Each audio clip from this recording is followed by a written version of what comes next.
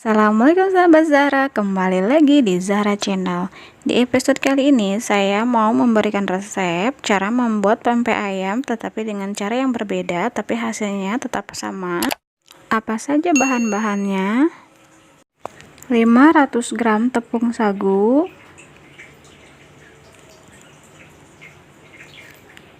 250 gram tepung terigu,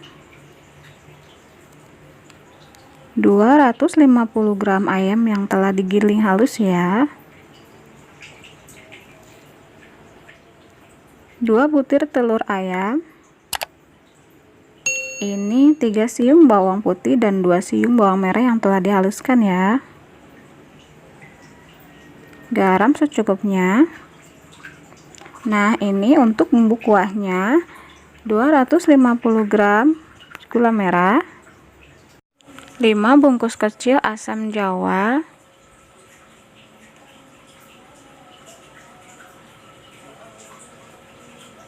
4 siung bawang putih, 1 cabai merah, dan 3 cabai jablay atau sesuai selera ya.